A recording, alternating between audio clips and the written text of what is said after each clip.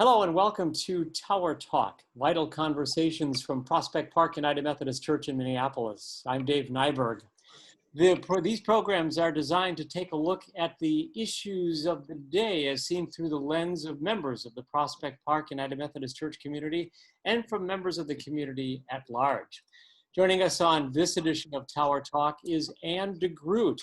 Ann is the Executive Director of the Minneapolis Youth Coordinating Board. Ann, welcome to Tower Talk. Thanks, Dave. It's good to be here.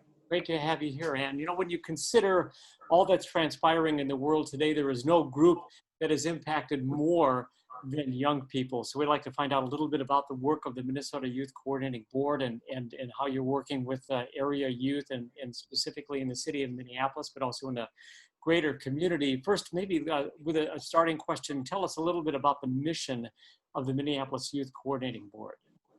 So the Minneapolis Youth Coordinating Board was set up to really look at the health and well-being of our young people in Minneapolis.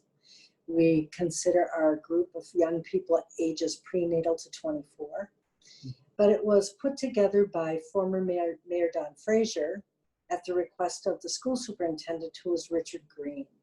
And the school district had been doing quite a lot of work on planning this was the mid-'80s, 1984, 1985.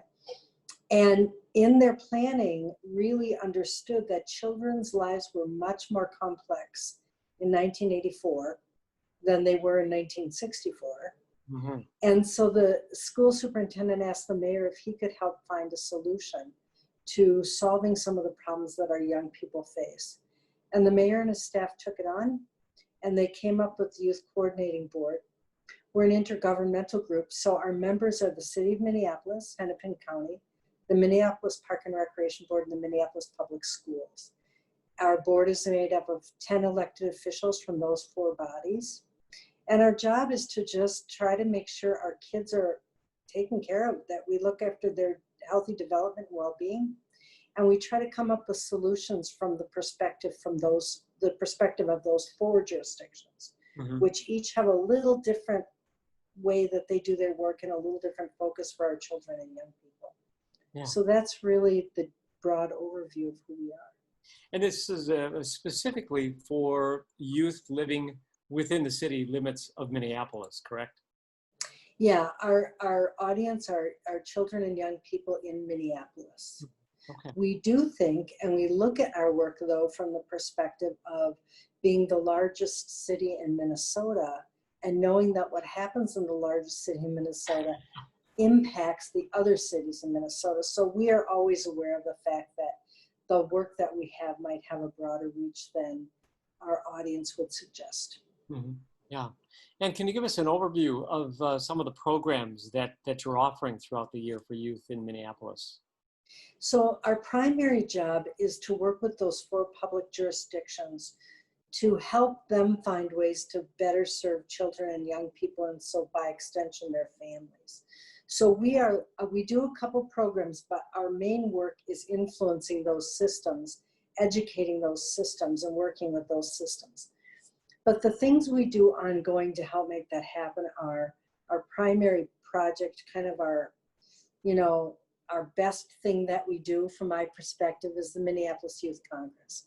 And this is a group of young people, 8th through 12th grade, 50 people, young people, who help advise us and our jurisdictions on what young people want, what young people see their future to be, and how they want policies and programs to be developed.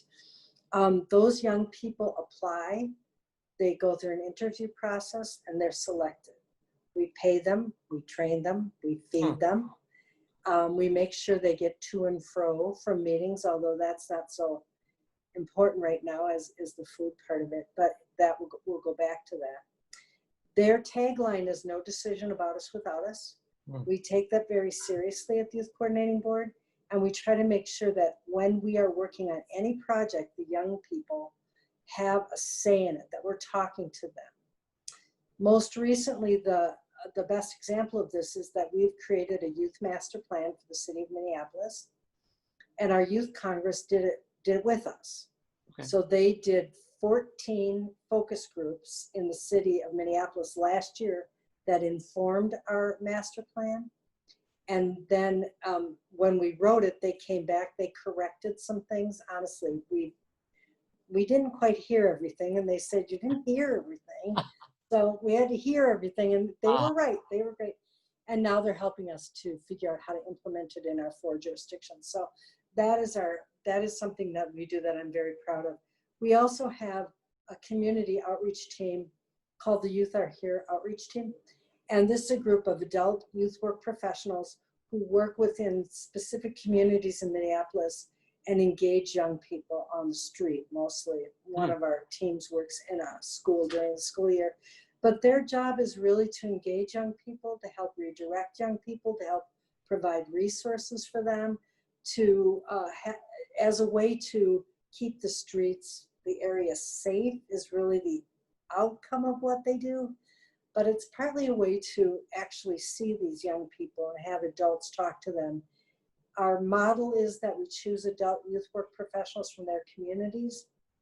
So we have a team on the north side, and the team is from the north side. We have a team in Cedar Riverside, and the team's from Cedar Riverside. And they've been very effective. When we first started doing this, the police were not happy about us being in downtown. By the end of the first summer, they were asking me, well, are you going to come back? Oh, You're wow. going to come back. So that's one of the things that we do. Wow, fabulous. It sounds incredibly empowering for these young people to have a voice, to have a say, to have input on truly what goes on in the city. It sounds like a remarkable thing. Yeah, I hope so. I mean, we have young people who stay with us the whole 5 years. Some of them come back as alum leaders. We have some alum leaders. And, you know, I've been in meetings with them with the elected officials. I've been in meetings with them with the police chief. I've been at city council when they did a presentation one time on tobacco. And all, you know, if you ever go to a meeting of the city council, they've all got their laptops open and they're looking at email and doing stuff. The kids got up to the podium, the laptops went down, and they sat up and listened. And so these kids are very, they're thoughtful, they're smart, they're hooked into what other young people want to do. They're a very diverse group.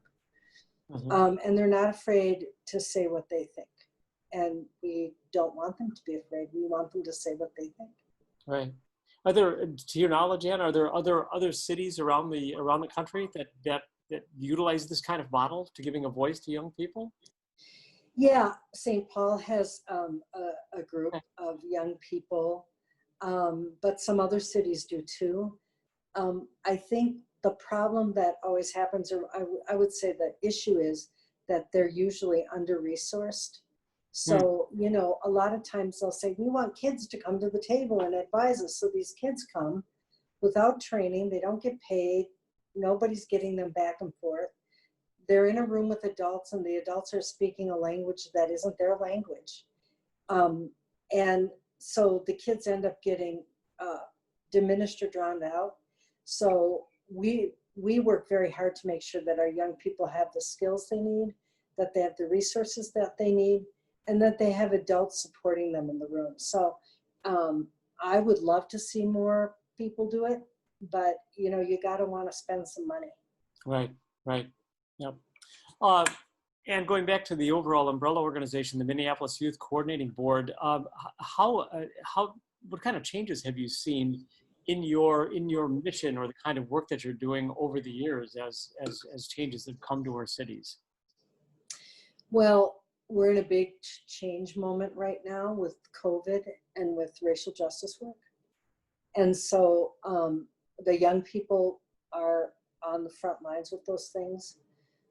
Our young people did 3 videotapes this year on physical distancing that have gone out over social media. They're young people talking to young people. They also just did 2 videos on anxiety, and they're going to do some more mental health and well-being videos. And they're doing a podcast.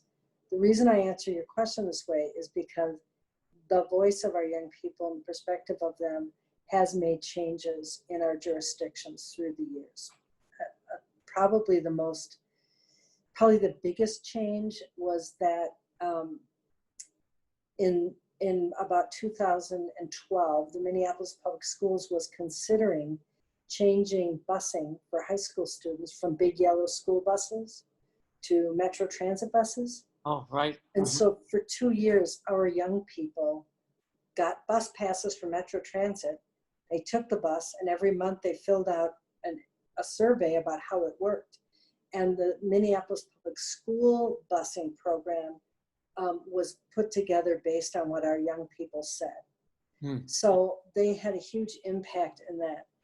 The other thing is that I think more and more adults who are elected officials, adults working in our public jurisdictions, a lot of our appointeds, realize and understand that if they really want to create a system that is equitable for children and young people, they need to talk to the children and the young people. And that's not always been true, but they're much more interested now in doing that. So we have lots of our different departments who come to us saying, can I talk to a group of kids about whatever, you know? And the young people meet with them and respond, and we have learned that those appointed people who have talked to them have found their input very helpful. So I think that has been a huge change in Minneapolis in the last maybe 10 years. So in a very real sense, the young people are ready to give their opinions, to give their perspective. They simply need to be asked and brought into the conversation. Yes. Young people are already leaders. They need the opportunity to lead. Yeah. And they also need some skill building. They need a little bit of support from some adults. It is really helpful that we can pay them because, you know, we pay them $15 an hour. We pay them for their expertise. But yes, they are ready to lead.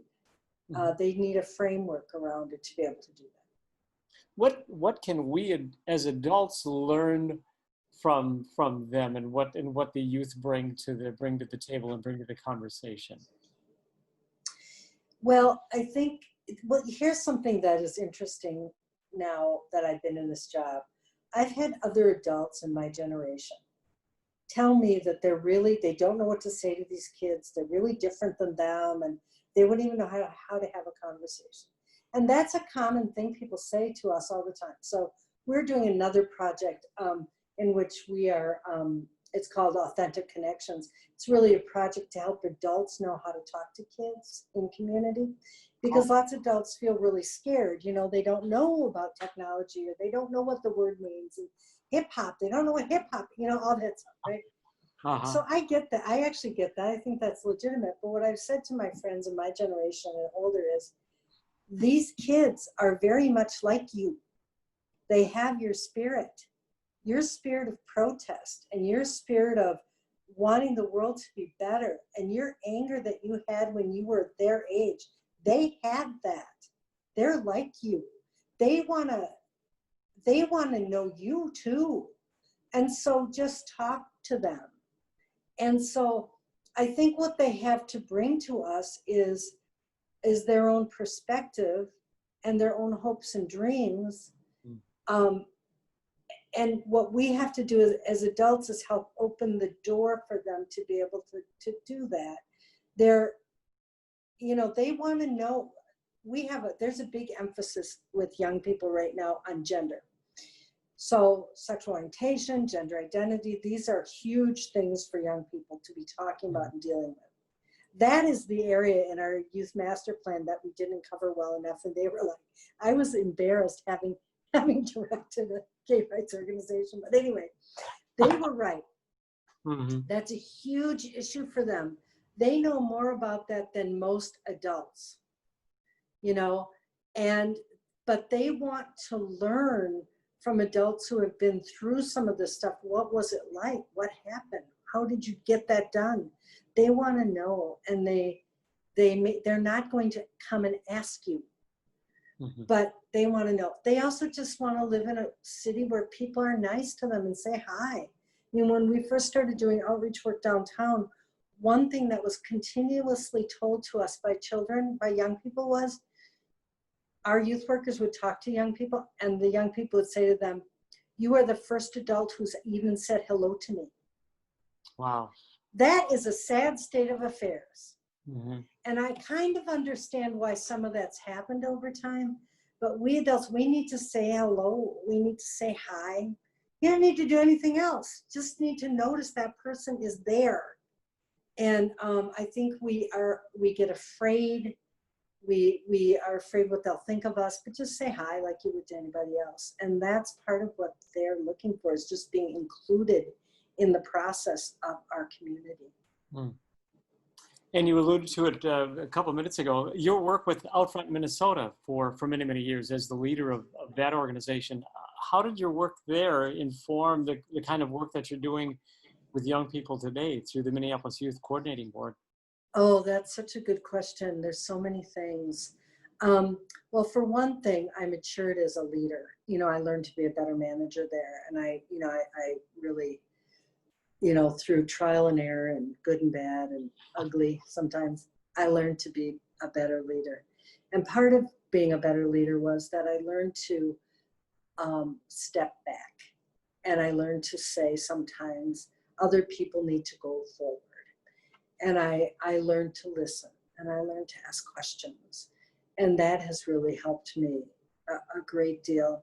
I think at Outfront, I learned a lot about working in community, and we did a lot of community related work, and what it is to work in community, and how you act in a community that you're not part of, how you behave. Mm. So I learned those kinds of skills, and that's served me well. Great.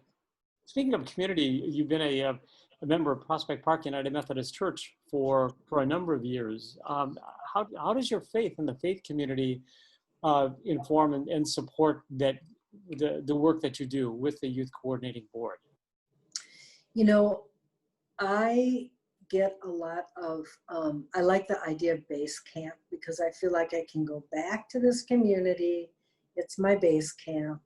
And I can kind of interact with people, and I can just be a member, and it's kind of nice to be able to have that place to go and just do that work.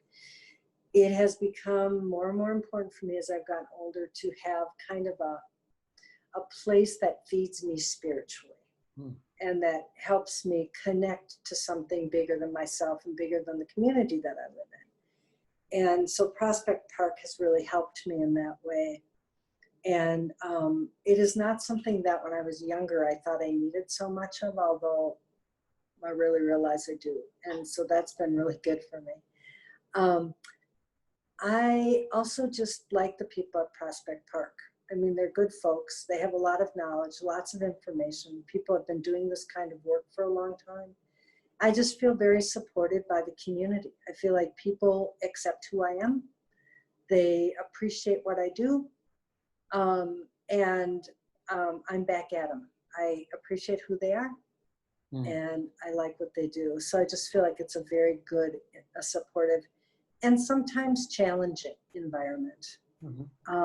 But it is a good place to call, base camp. Yeah, fabulous. And speaking of support, Anne, how can the public support your work that you're doing with the Minneapolis Youth Coordinating Board? What's the most most important thing that the public, that person on the street, can do to help in your work?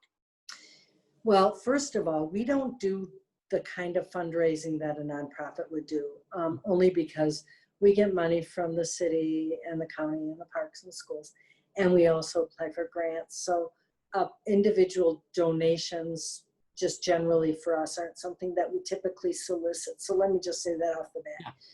What you can do to support us are a couple things. One is support the children and the adolescents in your life. Let them know you care about them, listen to them, hear what they have to say, and just support them, because that is, the support of adults. And I talk sometimes about how we're trying to build a community of able adults. When adults are able adults and they're capable of being with children, the children do better. just generally. So be an able adult, say hi. I say this to my board a lot, say hi to the children. Let them know that you see them. And the other thing I would say that's been really nice in the last couple of years is that with all of the stuff that's going on and kind of all of the budgeting and stuff like that in our jurisdictions, we have had more and more public support through Twitter and Facebook about the youth coordinating board. People saying, oh my gosh, do you know who these people are and what they do? This is great. When I came to the youth coordinating board, we had a kind of a PR problem, which is that some guy had started a website that basically listed all the things we did wrong. And one of the things about our organization is we start things and spin them out. We don't keep a lot of stuff. We spin things out to other places, right? So we started, we were part of the group that started Way to Grow.